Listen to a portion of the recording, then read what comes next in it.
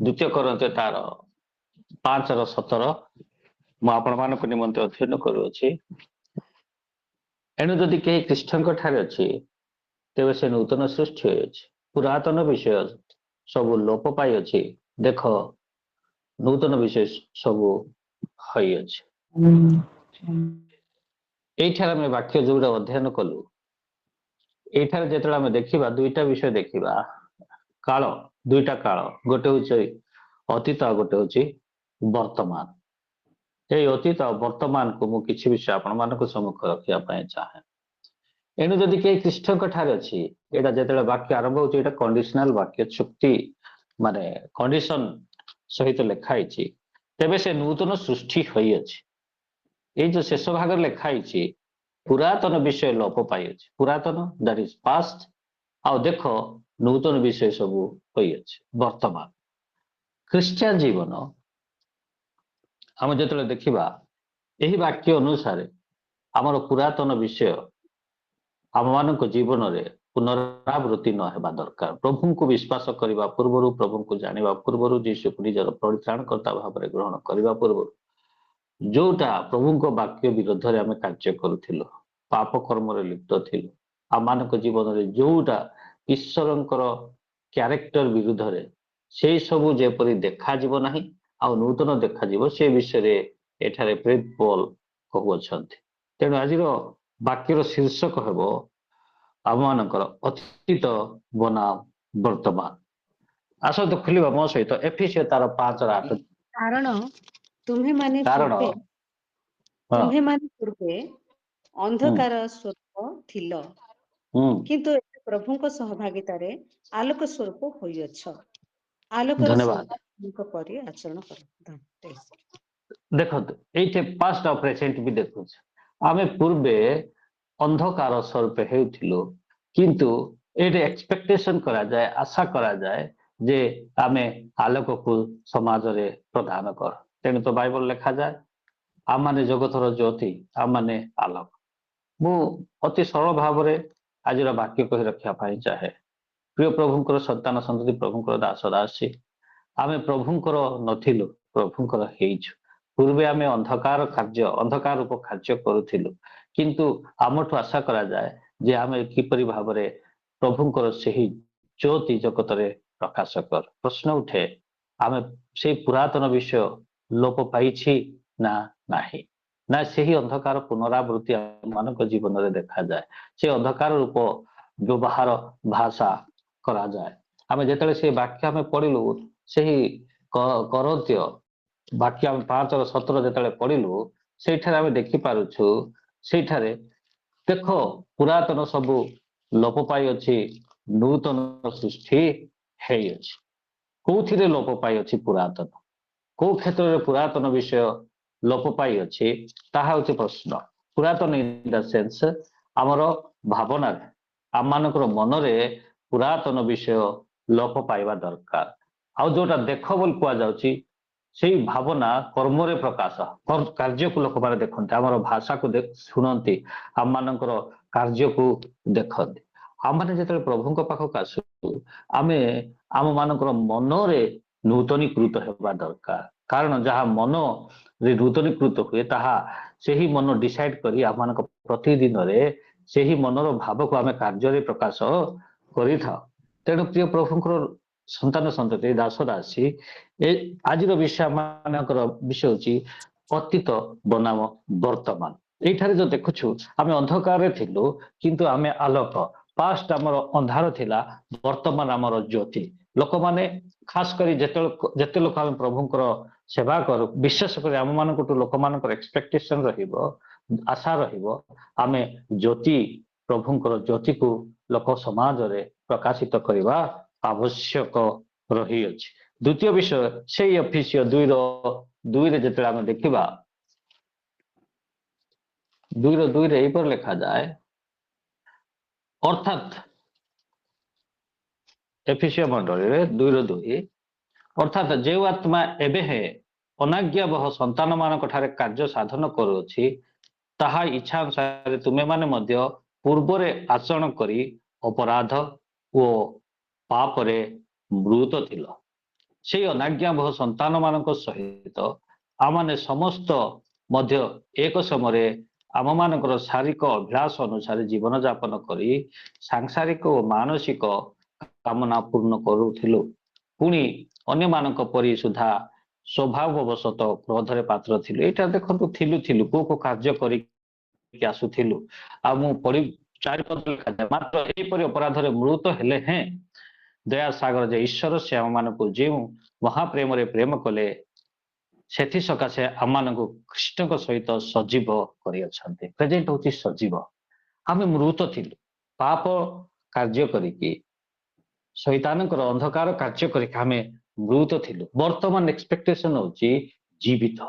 ଆମମାନେ ଯେପରି ଜୀବିତ, ପ୍ରଭୁଙ୍କ ଦୃଷ୍ଟିରେ ଜୀବିତ ଦେଖା ଯିବା। ପ୍ରଭୁଙ୍କର ଏକ୍ସପେକ୍ଟେସନ ହଉଛି ଆମମାନେ ପ୍ରଭୁଙ୍କର ସେହି ବାକ୍ୟକୁ ପାଳନ କରି ପ୍ରଭୁଙ୍କର ସମ୍ମୁଖରେ ସଦାବେଳେ ଜୀବିତ ହେବା।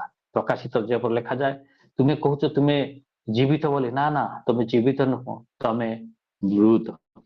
ପ୍ରିୟମାନେ, ଆମମାନେ ମୃତ ରୂପକ କାର୍ଯ୍ୟ ଆମମାନଙ୍କ ଜୀବନରେ ଦେଖା ନ ଯିବା ଦରକାର। ଆମମାନଙ୍କର ଅତୀତରେ ସେଇ ଥିଲା, ବର୍ତ୍ତମାନ କଣ ଅଛି ତାହା ମାନେ ପ୍ରଶ୍ନ କରିବା ଦରକାର, ଆମେ ସମୀକ୍ଷା କରିବା ଦରକାର। ଆମମାନଙ୍କ ଜୀବନରେ ଜୀବିତ ପରମେଶ୍ୱରଙ୍କର ଜୀବିତ ସନ୍ତାନ ସନ୍ତତି ଭାବରେ ଆମମାନଙ୍କର କାର୍ଯ୍ୟ ପ୍ରକାଶିତ ହେବା ଦରକାର। ଆମେ ଶାରୀରିକ ଭାବରେ ଜୀବିତ, କିନ୍ତୁ ଆତ୍ମିକ ଭାବରେ ପ୍ରଭୁଙ୍କର ଦୃଷ୍ଟିରେ ଜୀବିତ ଦେଖା ଯିବା ଦରକାର। ଏଫେସୀୟ ତାର 2:13 ଏପରି ଲେଖାଯାଏ, କିନ୍ତୁ ପୂର୍ବେ ଦୂରରେ ଥିଲ ଯେ ତୁମେମାନେ ଏବେ ଖ୍ରୀଷ୍ଟ ଯୀଶୁଙ୍କଠାରେ ତାହାଙ୍କର ରକ୍ତ ଦ୍ୱାରା ନିକଟସ୍ଥ ହୋଇଅଛ।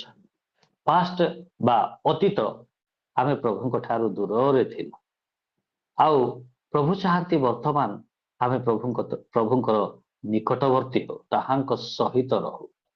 ଆମେ ପ୍ରଭୁଙ୍କର ସହିତ ରହିବା ଆମେ ଖ୍ରୀଷ୍ଟିଆନ ଲୋକମାନଙ୍କର ଠାରୁ ପ୍ରଭୁ ଆଶା କରନ୍ତି, ସମାଜ ବି ଚାହାନ୍ତି। ଆମେ ଆମର କାର୍ଯ୍ୟ ପ୍ରଭୁଙ୍କ ଠାରୁ ଦୂରକୁ ନେଇଯାଏ, ଆମମାନଙ୍କର ଭାବନା ପ୍ରଭୁଙ୍କ ଠାରୁ ଦୂରକୁ ନେଇଯାଏ, ଆମମାନଙ୍କର ଡିସିସନ ପ୍ରଭୁଙ୍କ ଠାରୁ ଦୂରକୁ ନେଇଯାଏ, ଆମମାନଙ୍କର କାର୍ଯ୍ୟ ପ୍ରଭୁଙ୍କ ଠାରୁ ଦୂରକୁ ନେଇଯାଏ। ଯେପରି ଆମେ ଜେନେସିସ୍ ଆଦି ପୁସ୍ତକରେ ଦେଖୁଛୁ, ପ୍ରଭୁଙ୍କ ଠାରୁ ଆଦମ କେମିତି ଦୂରକୁ ଯାଉଛନ୍ତି। ଆମମାନଙ୍କର କାର୍ଯ୍ୟ ହିଁ ପ୍ରଭୁଙ୍କ ଠାରୁ ଦୂରକୁ ନେଇଥାଏ। ଆମମାନଙ୍କର ନିଷ୍ପତ୍ତି ଜୁନିୟର ଯେପରି ପ୍ରଭୁଙ୍କ ଠାରୁ ଦୂରକୁ ଯାଉଛନ୍ତି। ସେ ପ୍ରଭୁ ଅମ୍ନିପ୍ରେସେନ୍ସ ସବୁ ଜାଗାରେ ଅଛନ୍ତି, କିନ୍ତୁ ସ୍ପିରିଚୁଆଲ ରେଲମରେ ଆମେ ପ୍ରଭୁଙ୍କ ଠାରୁ ଦୂରକୁ ଯାଉଅଛୁ। ସୋ ଆମେ ଯଦି ଆଜି ନିଜକୁ ଦେଖିବା, ନିଜକୁ ପ୍ରଶ୍ନ କରିବା, ଆମେ କେତେ ପ୍ରଭୁଙ୍କର ନିକଟତର। ଆମେ ଯେତେ ଆମର ଭାବନା କଳୁଷିତ, ଆମମାନଙ୍କର ଦୃଷ୍ଟି କଳୁଷିତ, ଆମମାନଙ୍କର କାର୍ଯ୍ୟ କଳୁଷିତ, ଆମେ ପ୍ରଭୁଙ୍କ ଠାରୁ ସେତିକି ଦୂରକୁ ଯାଉଛୁ।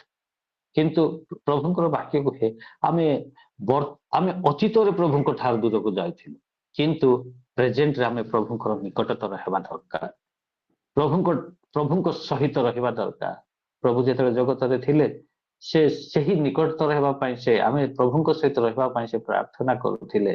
ଯୀଶୁ ଜଗତରେ ଥିଲାବେଳେ, ପିତା ଆମେ ଯେପରି ଏକ, 3 ଏକ ୟୁନିଟି, ଗୋଟିଏ ଜାଗାରେ ଅଛୁ, ଯେତେ ଲୋକ ତୁମେ ମତେ ଦେଇଅଛ ସେମାନେ ଯେ ଏକ ହୁଅନ୍ତୁ, ସେତିକି ନୁହେଁ, ସେ ଆହୁରି ଅଧିକ ପ୍ରାର୍ଥନା କରିଛନ୍ତି, ସେମାନେ ଯେପରି ମୋ ସହିତ ରହିବେ, ମୋ ସହିତ ରହିବେ।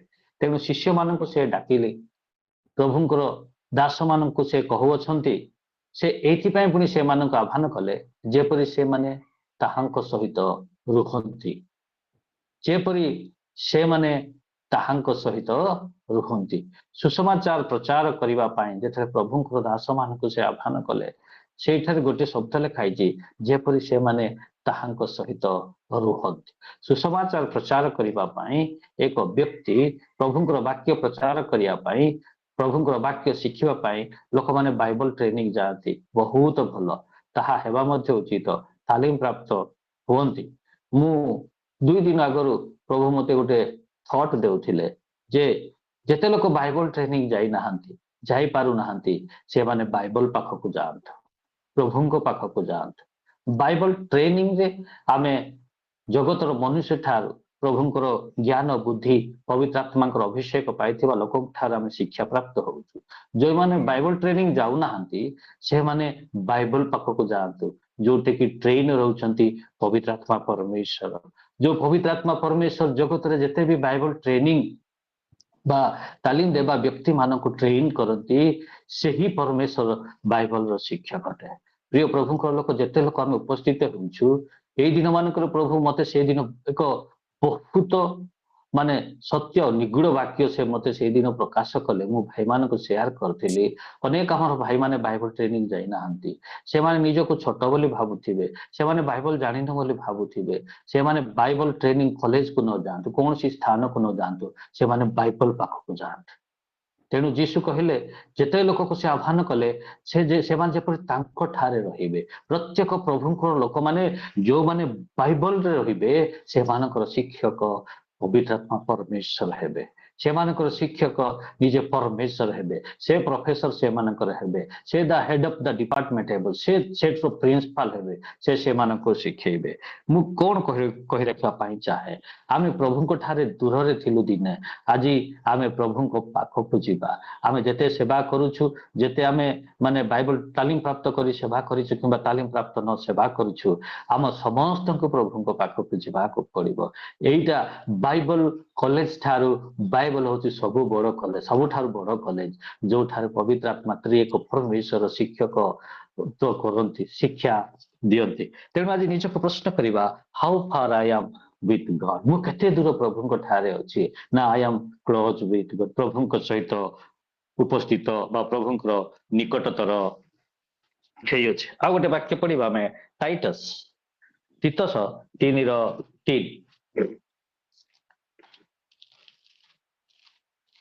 तीतस 3:3 जदि के पाइबे पढि दियंते ଟିକେ। कारण पूर्वे आम्भे माने मध्य निर्बोध अबाध्य भ्रांत पुणी नाना प्रकार कु अभिलाष और सुख भोगर दास थिलु, हिंसा और ईर्ष्या धन्यवाद।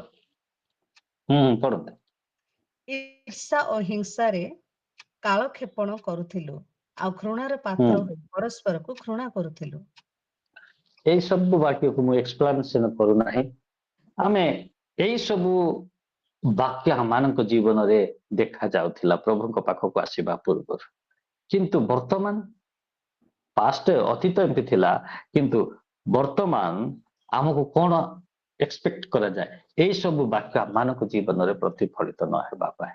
हमମାନଙ୍କର भावना हो, हमମାନଙ୍କର दृष्टि हो, हमମାନଙ୍କର आचरण रहे ए सब ये जो शब्द गुड़ाक देखा जाइए जेपरी भ्रांत अबाध्य निर्बोध कुअभिलाष सुख भोगरे दास थिलु, यही सब आम मान जीवन रे देखा न जिबा दरकार। एणिकी जो माने ख्रीष्ट ठारे अछंती से मानक पाखरे नुआ देखा जिबा। एटा प्रभुंकर जानिबा पूर्वर वाक्य गुड़ाक ए गुण गुड़ाक एठारे टीटस टाइटस रे आमे देखि पारुछे। एई सबरु आमे बाहरी आसी नुआ जीवन यापन करिया पे आमे चेष्टा करिया दरकार। कलोसियो 1:21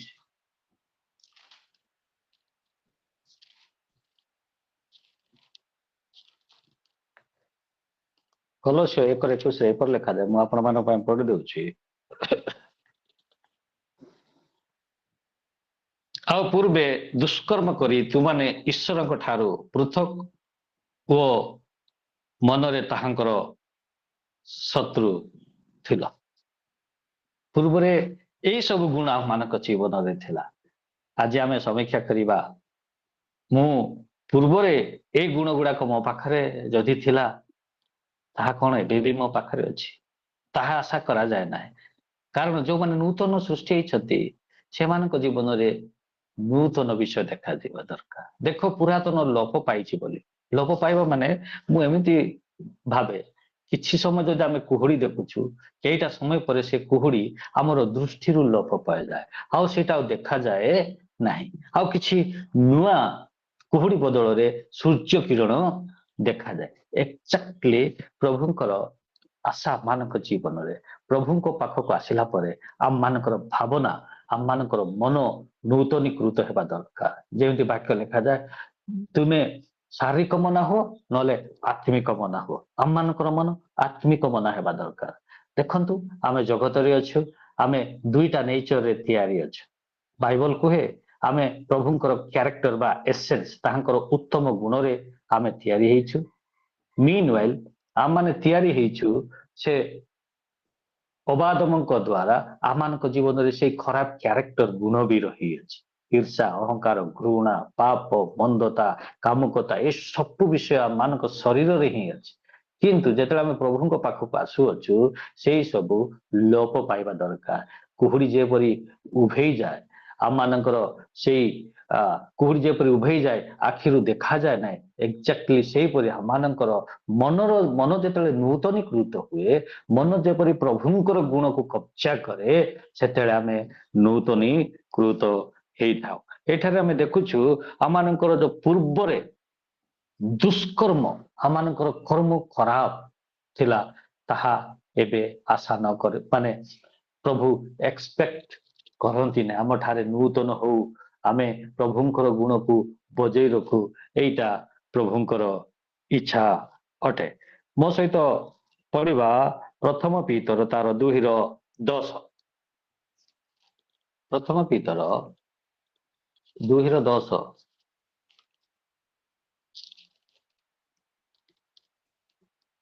पूर्वरे तुम्हे माने प्रजावाच्य नथिल किंतु एबे ईश्वरଙ୍କ प्रजा होइयछ पूर्वरे तुम्हे माने दया पाई नथिल मात्र एबे दया प्राप्त होइयछ प्रेज द लॉर्ड पूर्वरे तुमे प्रजावाच्य थिला पूर्वरे तुमे प्रजावाच्य थिल किंतु एबे ईश्वरଙ୍କର प्रजा होइयछ तुमे माने प्रजावाच्य नथिल सॉरी प्रजावाच्य नथिल हिंदी लिखा जाए तुम कुछ भी नहीं थे एबे आ माने प्रभुଙ୍କର दृष्टिरु किछि बहुमूल्य हेई अछि प्रभुଙ୍କର दृष्टिरु आमे बहुमूल्य आमे किछि नथिलु प्रभुଙ୍କ दृष्टिरे प्रभुଙ୍କର କାର୍ଯ୍ୟ କରିବା प्रभुଙ୍କର भावना प्रभुଙ୍କର दृष्टि जेपरि सेही पुरा काम पाखरे किछि नथिला आमे शून्य थिलु प्रभुଙ୍କ ठारु दूरे रे रहिथिलु किंतु वर्तमान आमे केमिति अछु सेही कार्य को आम जीवन रे प्रतिफलित करूछु कि सेही कार्य को हमर दृष्टि रखियछु कि सेही विषय को आम मुख रे प्रकाशित करूछु सेही कार्य को आम माने जीवन रे आम दैनिक जीवन रे प्रतिफलित करूछु कि प्रिय प्रभुଙ୍କର लोक माने आम मानकर अतीत ठारु वर्तमान होछि इम्पोर्टेंट प्रभु आमମାନଙ୍କର अतीत को नहीं विचार करती नाही वर्तमान को नहीं कि विचार करती वर्तमान होछि फ्यूचर किए जने कहले there is no future at all present is your future अतीत बोली किछि नाही कोनी वर्तमान होछि हमर भविष्यत तेणु आमମାନଙ୍କର वर्तमान प्रभुଙ୍କର वाक्य अनुसार नूतन हेबा दरकार प्रभुଙ୍କର वाक्य अनुसार आमମାନଙ୍କର कार्य प्रकाशित हेबा दरकार केही जदी जदी हमकु देखु अछंती आमମାନଙ୍କର पूर्व विषय आमମାନଙ୍କ जीवन रे देखा न जीवा दरकार उदाहरण स्वरूप मु जेतले प्रभुଙ୍କ पाखको आसिली मु क्रिश्चियन परिवार जन्म हेतिले किंतु प्रभुଙ୍କ सहित नथिली प्रभुଙ୍କ पाखरे नथिली प्रभुଙ୍କର वाक्य आधारित जीवन यापन करू नथिली कारण मु मद पिउथिली कारण मु चर्च को जाउ नथिली मु मसाणी रे सोउथिले ए सब विषय मो जीवन रे पूर्व रे थिला ताहा जदी वर्तमान भी लोक माने देखिबे तेबे मु नूतन सृष्टि हेइ नै से पुरातन विषय रे मु आबद्ध होइकी रही अछि जेंति मु गत थर कहिथिली निनी विषय माने हैंडसम ना तो हैंडसम हेइची किंतु ता भितरे पाप भक्ति हेइकी रही अछि हम माने खाली नाम को क्रिश्चियन नाम को पालक भाव रे मो जदी देखा जिबी पालक नाम को मु होल्ड करिछि निनी जेंति होल्ड करिछि हैंडसम बोली किंतु सेही जगह रे पाप भक्ति रही अछि सेमिति प्रभु आमମାନଙ୍କ जीवन रे एक्सपेक्ट करंती नाही आमे जेतले नुआ ना पाई थाओ पालक सब प्रभुଙ୍କର संतान संतति जेते लोक ताको विश्वास कले से माने ताहांकर संतान संतति हेले एई जो नुआ डेजिग्नेशन नुआ नाम आमे पाई थाओ आमମାନଙ୍କର चिंता आमମାନଙ୍କର भावना आमମାନଙ୍କର कर्म आमମାନଙ୍କର प्रतिटी दिनर कार्य भी नुआ किपरि हेबा दरकार प्रभुଙ୍କର गुण परि देखा जिबा दरकार एइथार आमे देखिलु आमाने किछि नथिलु एबे किछि होछ माने को क्षेत्र किछि हेबा प्रभुको गुण रे आमे କିଛି ଦେଖାଯିବା ଦରକାର, ଉତ୍ତମ ହେବା ଦରକାର, ପବିତ୍ର ହେବା ଦରକାର। ତେଣୁ ଅତୀତ ବନାମ ବର୍ତ୍ତମାନ, ବେଳେ ବେଳେ ଲୋକମାନେ ହିଁ ଏଇଟ୍ର ରାଇଟ୍ ଜଜ୍, ସେମାନେ ହିଁ ଆମମାନଙ୍କୁ ଜଜ୍ କରିପାରନ୍ତି। ମୋର ଲାଇଫ କେମିତି ଥିଲା, ବର୍ତ୍ତମାନ କେମିତି ଅଛି, ମୋର ବ୍ୟବହାର ଅତୀତରେ କେମିତି ଥିଲା, ବର୍ତ୍ତମାନ କେମିତି ଅଛି, ମୋର ଦୃଷ୍ଟି କେମିତି ଥିଲା, ବର୍ତ୍ତମାନ କେମିତି ଅଛି ଦୃଷ୍ଟି। ହୁଏତ ଲୋକମାନେ ତାକୁ ଦୃଷ୍ଟିକୁ ନୋଟିସ୍ ନ କରିପାରନ୍ତି, ଆମେ ଭଲ ଭାବରେ ସମୀକ୍ଷା କରିପାରିବା। ମୁଁ କିପରି ଭାବରେ ଏକ ସ୍ତ୍ରୀକୁ ଅନଉଛି, ମୋର ଦୃଷ୍ଟି ପୂର୍ବ ପରି ଅଛି ନା ବର୍ତ୍ତମାନ ପରି ଅଛି, ତାକୁ ଆମେ ସମୀକ୍ଷା କରିବା ଆବଶ୍ୟକ ରହିଅଛି। ଆଉ ଗୋଟେ ବାକ୍ୟ ଆମେ ପଢିବା, ପ୍ରଥମ ତିମୋଥୀ 1:13।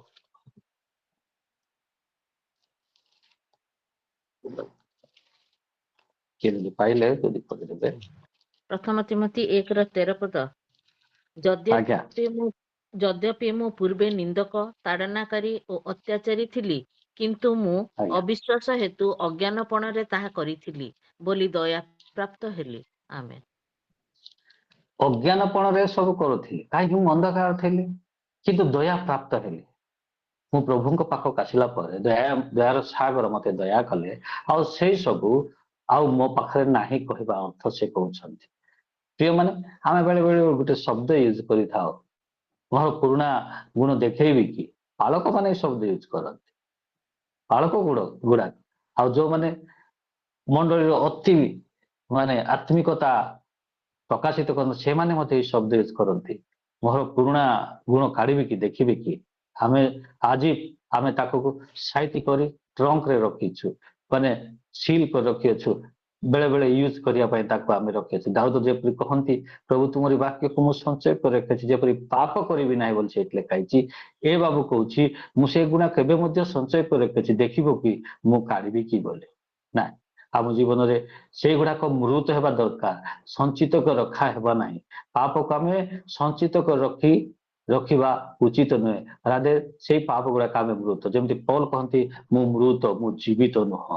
ଆମମାନଙ୍କର ଜୀବନରେ ଅତୀତରେ ଥିବା ଗୁଣ ଗୁଡାକ ଆମ ଶରୀର ଠାରୁ ମୃତ ହେବା ଦରକାର, ମାନେ ସେଇଗୁଡାକ ଆଉ ଆକ୍ଟିଭ ଯେପରି ହେବ ନାହିଁ, ଆମ ଶରୀରରେ ତାହା ଦେଖାଯିବ ନାହିଁ।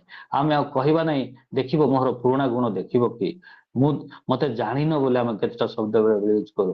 ମତେ ଜାଣିନ ମାନେ ତମେ ଡୁଆଲ କ୍ୟାରେକ୍ଟର କରୁଛ, ତାର ଅର୍ଥ। ମତେ ଜାଣିନ ଅର୍ଥ, ବର୍ତ୍ତମାନ ଷ୍ଟେଜରେ ରହିଲେ ଗୋଟେ ଗୁଣ, ଆଉ ଗୋଟେ ପରିସ୍ଥିତି ଥିଲା ଆଉ ଗୁଣ ଗୁଡେ ତମେ ପ୍ରକାଶ କରିବ। ଯେମିତି କି ଆମର ବହୁରୂପୀ ଏଣ୍ଟିଏ ପରେ, ଆମେ ସେମିତି ହେବା ନାହିଁ। ଆମର ପ୍ରେଜେଣ୍ଟ ଆଉ ପାଷ୍ଟ ଯୋଉଟା ଥିଲା ତାହା ପ୍ରେଜେଣ୍ଟରେ ଦେଖାଯିବା ଦରକାର। ପାଷ୍ଟରେ ଯେତେବେଳେ ଆମେ ପ୍ରଭୁଙ୍କ ପାଖକୁ ଆସିବା ପୂର୍ବରୁ, ପ୍ରଭୁଙ୍କୁ ବିଶ୍ୱାସ କରିବା ପୂର୍ବରୁ, ପ୍ରଭୁଙ୍କର ସହିତ ରହିବା ପୂର୍ବରୁ ଯୋଉ ବିଷୟ, ଖରାପ ବିଷୟ ଆମମାନଙ୍କ ଜୀବନରେ ଦେଖାଯାଉଥିଲା, ତାହା ଏବେ ଦେଖା ନ ଯିବା ଦରକାର। ମୁଁ ଯଦି ଗାଁକୁ ଯିବି ଆଉ ସେହି ମଦୁଆ ମାନଙ୍କ ସହିତ ମଦ ଘରକୁ ଯିବି, ମତେ କିଛି ଫରକ ଆଉ ଲୋକମାନେ କରିବେ ନାହିଁ, କାରଣ ମୁଁ ପାଷ୍ଟ ସିନା ମଦୁଆ ଥିଲି। ଏବେ କିନ୍ତୁ ଲୋକ ଦେଖାଯିବା ଦରକାର ଯେ ମୁଁ ମଦୁଆ ମାନଙ୍କ ସହିତ ମଦ ଘରେ, ୟେସ୍, ମଦୁଆ ମାନଙ୍କ ସହିତ ରହିକି ମୁଁ ସେମାନଙ୍କୁ ପ୍ରଭୁଙ୍କର ବାକ୍ୟ ଲୋକ ଦେଖାଯିବା ଦରକାର। ମଦ ଘରେ ଯାଇ ମଦ ପିଇବାକୁ ନାହିଁ, ମଶାଣିରେ ଶୋଇବାଟା ଲୋକ ମତେ ନ ଦେଖାଯିବା ଦରକାର। ପ୍ରିୟ ପ୍ରଭୁଙ୍କର ଦାସ ଦାସୀ, ସନ୍ତାନ ସନ୍ତତି, ପ୍ରଭୁଙ୍କର ବାକ୍ୟ କୁହେ, ଏଣିକି ଯୋଉମାନେ ଖ୍ରୀଷ୍ଟଙ୍କ ଠାରେ ଅଛନ୍ତି ସେମାନେ ନୂତନ ସୃଷ୍ଟି ହେବା ଦରକାର। ସେମାନେ ନୂତନ ସୃଷ୍ଟି ହେବା ଦରକାର ପ୍ରଭୁଙ୍କର ଦୃଷ୍ଟିରେ। ସେମାନେ ପୁରାତନ ବିଷୟ ସବୁ ସେମାନଙ୍କ ଜୀବନରୁ ଲୋପ ପାଇବା ଦରକାର। ଆଉ ଏଠାରେ ଲେଖାଯାଏ, ଦେଖ ନୂତନ ସୃଷ୍ଟି ହେଇଯାଇଛି। ଏଇ ଯୋଉ ଦେଖ ଶବ୍ଦ ଲେଖା ହେଇଛି ଏଇଠି, ମୁଁ ଏମିତି ଭାବେ, ମୁଁ ଗତ ଥର କହିଥିଲି ବୋଧେ ଆପଣମାନଙ୍କୁ, ଏକ ବ୍ୟକ୍ତି ଜଣକୁ ଫାଷ୍ଟ ପର୍ସନ, ସେକେଣ୍ଡ ପର୍ସନ କହୁଛନ୍ତି, ଥାର୍ଡ ପର୍ସନ ପାଇଁ କହୁଛନ୍ତି। ଫାଷ୍ଟ ପର୍ସନ ସେକେଣ୍ଡ ପର୍ସନ ସହିତ କଥାବାର୍ତ୍ତା ହଉଛନ୍ତି।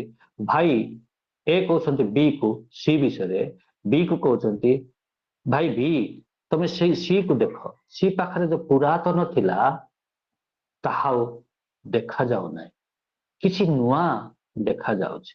ଇନ୍ ଅଦର ୱାର୍ଡସ, ଆମେ କହିବାକୁ ଗଲେ ଆମମାନଙ୍କର ନୂତନତା ଉପରେ ଦୁଇ ଜଣ କଥା ହେବା ଦରକାର। ମଣ୍ଡଳୀରେ ଲୋକମାନେ, ସମାଜରେ ଲୋକମାନେ, ଆମର ଗ୍ରାମର ଲୋକମାନେ ଆମମାନଙ୍କର ନୂଆ ବିଷୟରେ ଏକ କଥା ହେବା ଦରକାର। ଆଉ ଆମମାନଙ୍କ ଜୀବନରେ ନୂଆ ବିଷୟ ଲୋକଙ୍କର ଦୃଷ୍ଟିଗୋଚର ହେବା ଦରକାର, ଲୋକମାନଙ୍କର ଦୃଷ୍ଟିରେ ଆସିବା दरकार। तेणु आम प्रभुंकर लोक मैंने खास करी आम जिते फ्रंट लाइन रही सेवा करुचु प्रभुंकर सेवा कर विशेषकर पालक माने आम समस्ते निश्चित होगा दरकार आम मानकर पुरातन सबू आम मानकर दृष्टि न आसवा दरकार। मु जस्ट खाली उदाहरण गोटे देवाई चाहे आम डायसिस मझे दुईटा पालक टिके मतांतर है मु पूरा विचलित हो गली से व्यवहार से भाषा देखिकी मु विचलित हो गली से स्टेटमेंट रिपीट कर मते तमे जानी न अरे बाबू आमे केमिति जानबू एते वर्ष ए चर्चर पालक बोली आमे तमे जानिथिलु आ किछि गुटे लुकायित भाव तुमे साहित्य रखि आमे तुमको केमिति जानबू। प्रिय प्रभुंकर दास माने आम मानकर मुखर से शब्द न आस मते जानी न पुरातन विषय काढ़ी कि पुरातन आम साहित्यिक रखा ना ताको आम मारिबा सेटा आमठू आ देखा न जावा दरकार जेमिति फग उभे जाए। हाँ जेपरी डिसापियर हुए आम जीवन रे पाप पूर्व पाप डिसापियर हो आ नूतन ज्योति ही प्रकाश हो ये प्रभु हम समस्त को अनुग्रह करंतु ए अल्पवाक्य प्रभु हम समस्त का आशीर्वाद करंतु आमेन।